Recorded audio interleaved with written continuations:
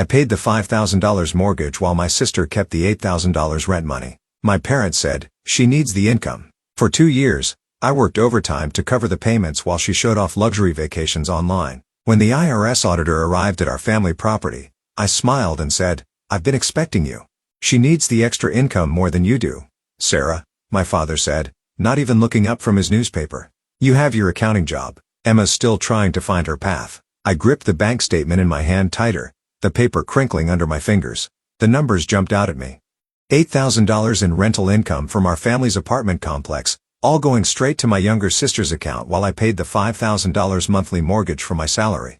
Find her path, I repeated, struggling to keep my voice steady. She's been finding her path for the past 2 years while I've been working 60-hour weeks to cover the mortgage payments. My mother bustled in from the kitchen, wiping her hands on her apron. Honey, you know how hard it's been for Emma since she dropped out of college.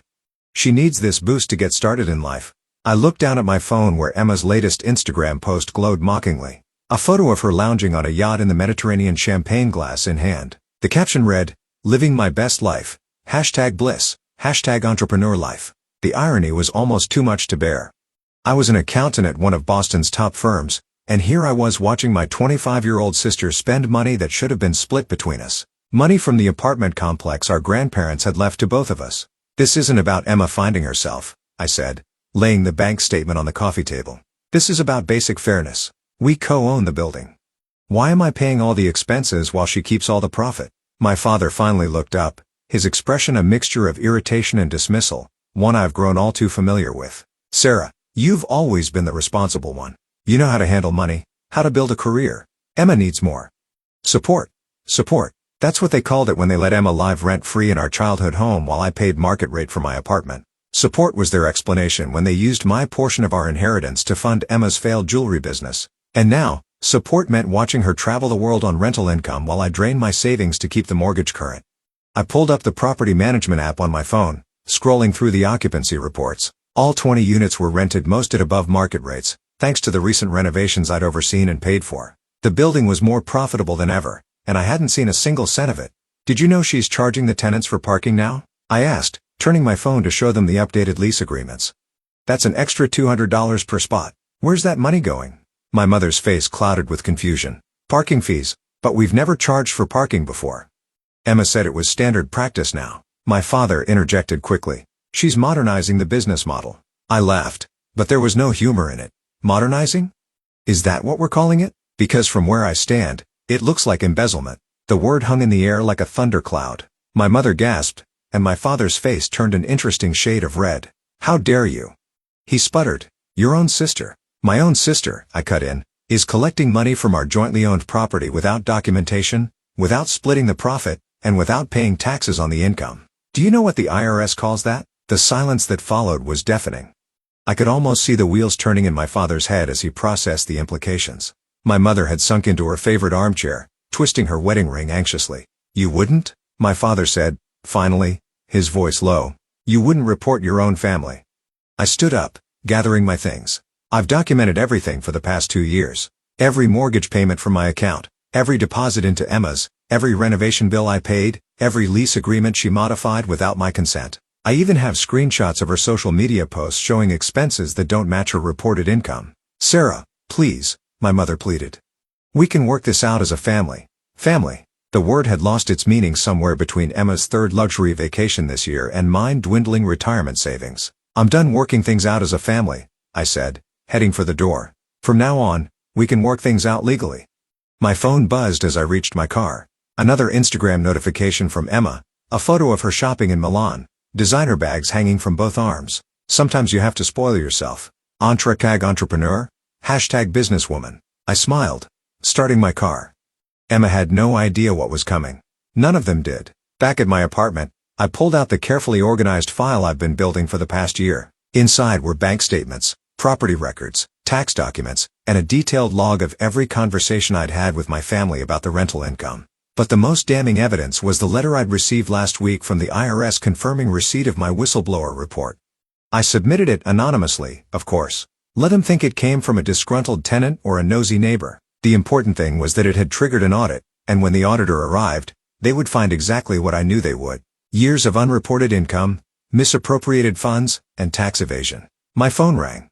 Emma's face lighting up the screen. I let it go to voicemail, already knowing what she wanted. She'd been calling more frequently lately, usually to complain about maintenance costs or ask me to cover an unexpected expense. Last week, it was a new security system. The week before, she needed the lobby renovated to maintain our property value. The voicemail notification popped up, and I played it on speaker. Sarah, hey, I know you're probably busy with your boring accountant stuff, but I need a tiny favor. The property taxes are due next week. Can you handle that?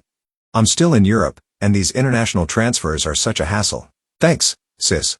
Love you. I saved the voicemail, adding it to my evidence file. Property taxes were $24,000 annually, and this would have been the third year I paid them while Emma collected the rent, but not this time.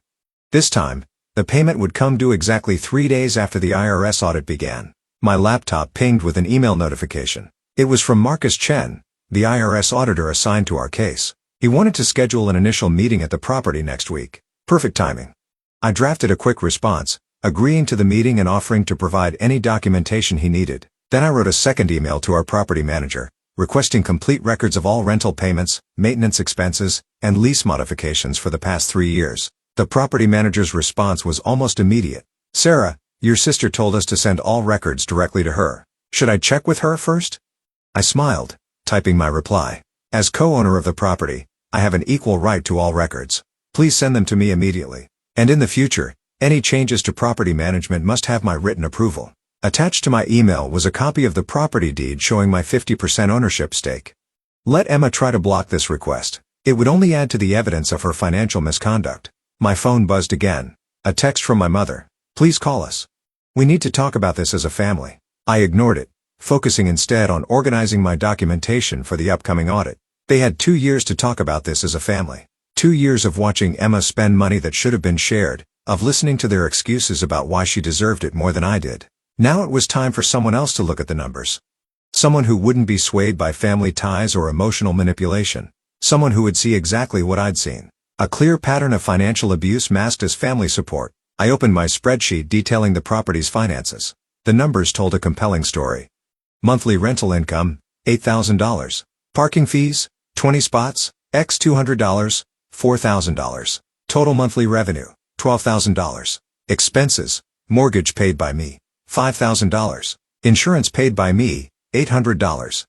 Maintenance paid by me, $1,200. Property taxes paid by me, $2,000. Total monthly expenses, $9,000. Total monthly profit taken by Emma, $12,000.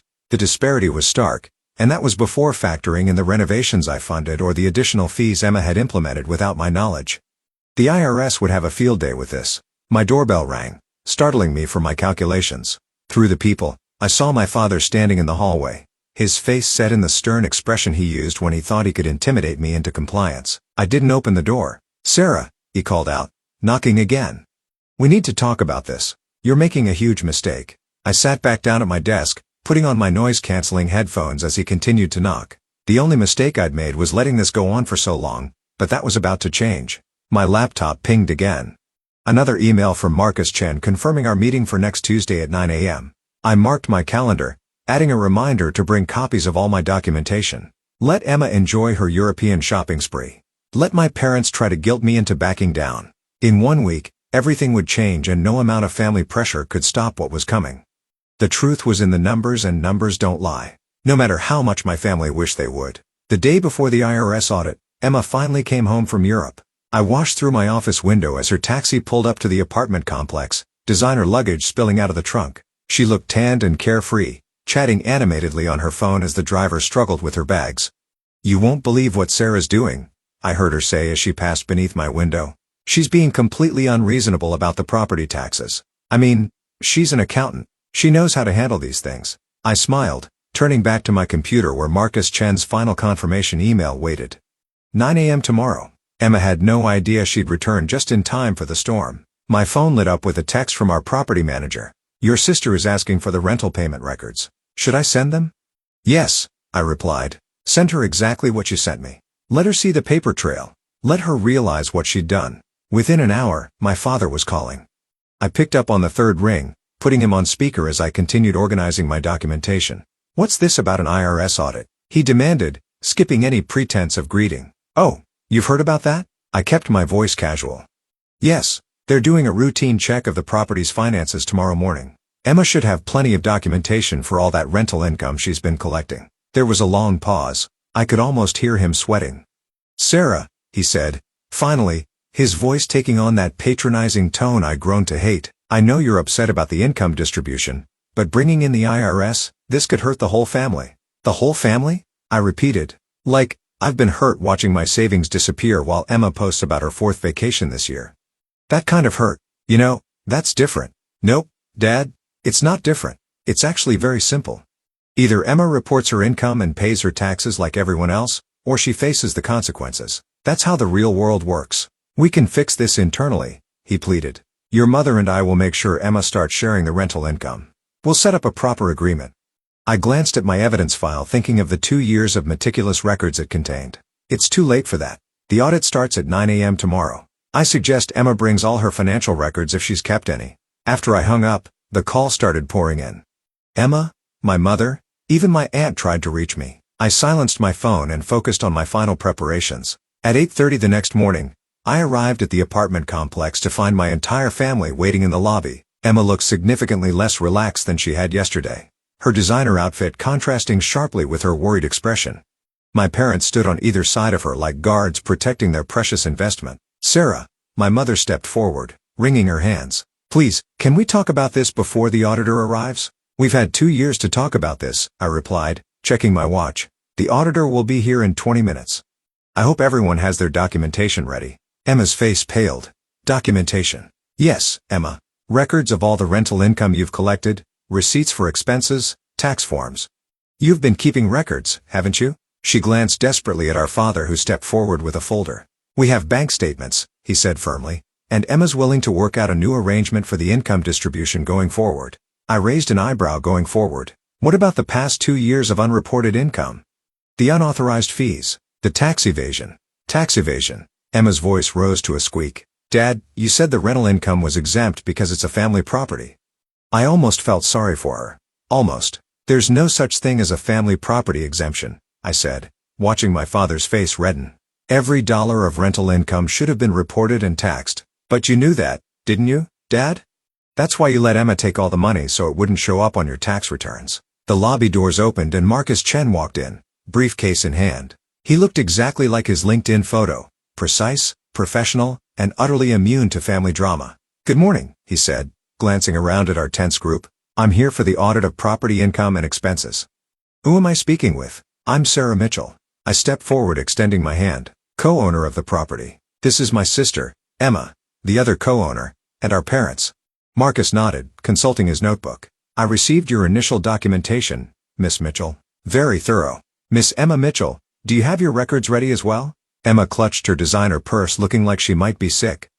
There's been a misunderstanding about the record-keeping requirements. A misunderstanding? Marcus raised an eyebrow. According to our preliminary investigation, you've been collecting approximately $144,000 annually in rental income, none of which has been reported on your tax returns. That's quite a significant misunderstanding. My mother gasped. My father looked like he'd swallowed something unpleasant. And Emma finally seemed to understand the magnitude of what she'd done. I can explain, she started, but Marcus held up a hand. Please save your explanations for the formal interview. For now, I'll need to see any documentation you have regarding the property's income and expenses for the past 3 years. I opened my briefcase and handed over my file. Here's everything from my end. Mortgage payments, maintenance costs, property taxes, insurance premiums. I'll pay for my personal accounts while Emma collected the rental income. Marcus took the file, nodding appreciatively at its organization. Then he turned to Emma. And your records, Miss Mitchell? Emma's designer bag suddenly seemed very small and empty.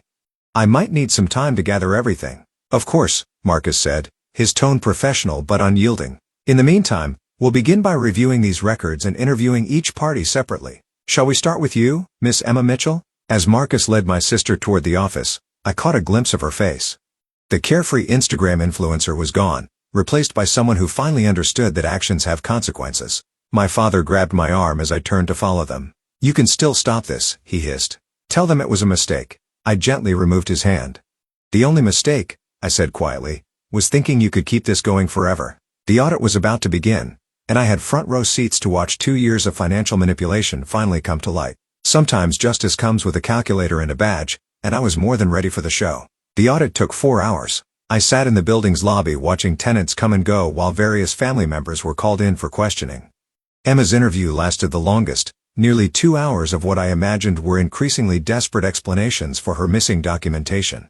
My mother emerged from her interview in tears. My father looked ashen after his, but it was the property manager's revelations that truly broke things open. Miss Mitchell instructed me to create 2 sets of books, she told Marcus, shooting an apologetic glance my way. One showing minimal income for tax purposes and another tracking the actual rental payments. She said it was a family arrangement. I almost felt bad for her. Almost. But she'd been complicit in this scheme for 2 years, helping Emma hide income that should have been split between us. Around noon, Marcus called me in for my interview. The office was strewn with papers, bank statements, lease agreements, and printouts of Emma's social media posts showing expenses that far exceeded her reported income. Your documentation has been invaluable, Miss Mitchell, Marcus said, gesturing for me to sit. But I have to ask, why wait 2 years to report this? I thought about those 2 years, the overtime hours, the drained savings, the constant gaslighting from my family about how Emma needed the money more than I did. I needed proof, I said simply, undeniable evidence that this wasn't just a misunderstanding or a temporary arrangement. I needed everyone to see exactly what was happening. Marcus nodded, making a note in his file.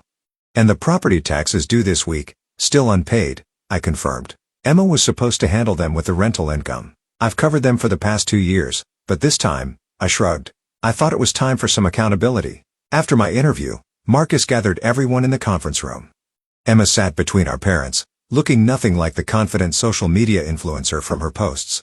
Her designer outfit seemed out of place now, more evidence of misappropriated funds than a fashion statement. Based on our preliminary findings, Marcus began, we've uncovered significant tax evasion and financial misconduct. The unreported rental income exceeds $300,000 over 2 years, not including unauthorized fees and undocumented cash payments. My father tried to interrupt, but Marcus held up a hand. Additionally, we found evidence of deliberate misrepresentation of income, improper use of business funds for personal expenses, and failure to maintain required financial records. Emma burst into tears. I didn't know. Dad said it was okay because it was family property. Marcus's expression remained neutral.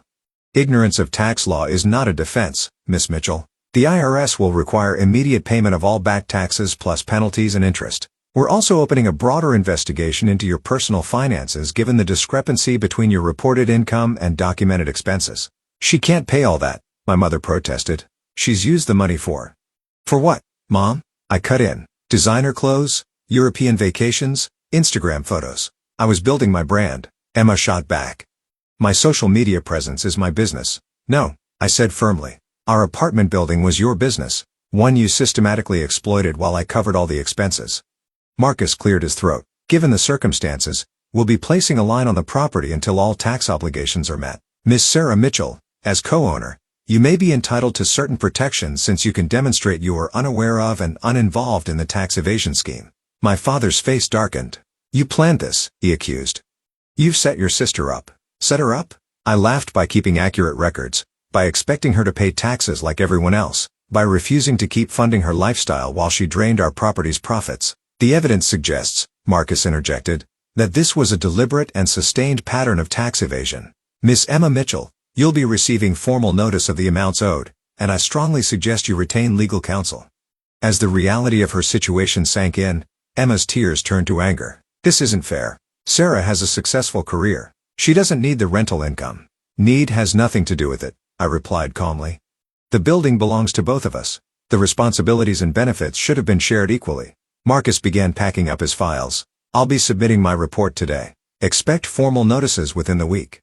And Miss Emma Mitchell, I suggest you postpone any further international travel plans. After you left, the conference room fell into heavy silence. My mother was quietly crying. My father stared out the window, his jaw clenched. And Emma sat there scrolling through her phone, probably realizing how many luxury purchases she documented on social media would be used as evidence against her. I hope you're happy, my father finally said, his voice bitter. You've ruined your sister's life. I stood up, gathering my things. No, Dad. You did that when you convinced her she was entitled to take whatever she wanted without consequences. I just made sure those consequences finally arrived. As I walked out, I heard Emma's phone ping with another Instagram notification. But somehow, I doubted she'd be posting about living her best life today. Sometimes the most expensive photos are the ones that come with an IRS audit attached. I had one more stop to make before leaving. I knocked on the property manager's office door. "The auditor left these for you," she said quietly, handing me a stack of papers, new management authorization forms. "You'll have full control of the accounts going forward." I signed where indicated, officially ending Emma's access to the building's finances. It wasn't the happy ending my family had imagined, but it was the right one. Sometimes doing the right thing means being the bad guy in someone else's story. But as I drove home that evening, I felt lighter than I had in years. The property taxes would still need to be paid, the building still needed managing, and my family would probably never forgive me. But at least now, everything was in the open, documented in black and white, impossible to dismiss or explain away. Sometimes justice comes with an audit trail, and I had 2 years' worth of receipts to prove it. 6 months after the audit, I sat in my office reviewing the building's quarterly financial reports. Everything was different now. Transparent, organized, properly documented. The property was more profitable than ever. Though this time, the profits were being fairly distributed and properly reported. Emma had been forced to sell her designer wardrobe to pay the initial tax penalties. Her Instagram following had dropped dramatically after she could no longer maintain the illusion of a jet-setting lifestyle. Last I heard, she'd moved back in with our parents and taken a job as a social media coordinator for a local boutique, one where she couldn't access the company funds. My phone buzzed with a text from my father. "Your mother's birthday dinner is next week. She'd like you to come." I hadn't spoken to them outside of necessary business communication since the audit. They tried reaching out a few times, usually with guilt-laden messages about family loyalty and forgiveness, but their version of forgiveness always seemed to involve pretending nothing had happened. "Thank you for the invitation." I texted back, "But I have other plans." My other plans actually involved meeting with a real estate agent. The apartment complex was doing so well that I was looking at acquiring a second property, this time solely in my name. I learned my lesson about mixing family and business. A knock on my office door interrupted my thoughts. It was Mrs. Chen, one of our longest-term tenants. "I wanted to thank you," she said, setting a container of homemade cookies on my desk. "The new security system you installed makes such a difference, and the maintenance team actually shows up when we call now." I smiled, thinking of how Emma used to ignore maintenance requests to save money for her business expenses. "Just doing my job," I replied. "This building's success depends on keeping good tenants happy." After Mrs. Chen left, I opened my laptop to find an email from Marcus Chen. No relation to my tenant. The IRS had completed its broader investigation into Emma's finances. The final penalties were substantial, and they found evidence of other unreported income sources. He'd attached a copy of the report as a courtesy. I didn't open it. I had done what needed to be done, but I didn't need to know all the details of Emma's downfall. My phone buzzed again, this time with a notification from my investment advisor. The rental income I finally started receiving had allowed me to rebuild my savings and start planning for the future.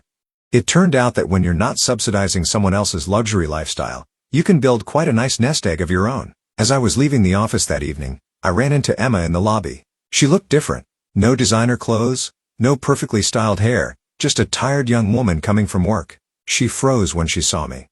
"Sarah," she said quietly, "I didn't know you'd be here." "It's my building too," I reminded her. "Actually, given the lion, I'm the primary owner now." She flinched. "Mom and Dad say you've ruined the family." "No," I corrected her. "I just stopped letting the family ruin me." Emma shifted uncomfortably.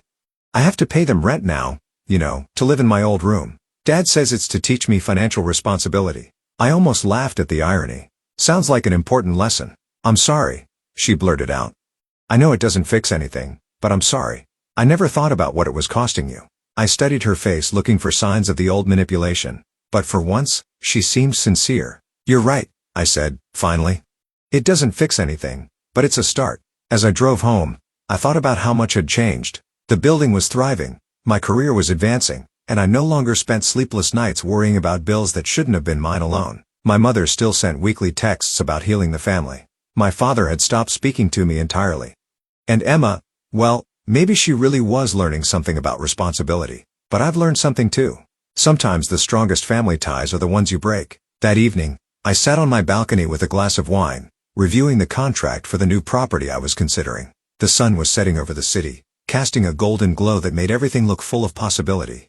My phone buzzed one last time, another family member trying to guilt me into attending my mother's birthday dinner. I deleted it without reading it. Some might call me cold or unforgiving, but I prefer to think of it as financially responsible. After all, I'm just managing my assets wisely, both emotional and financial. And this time, I've got the documentation to prove it.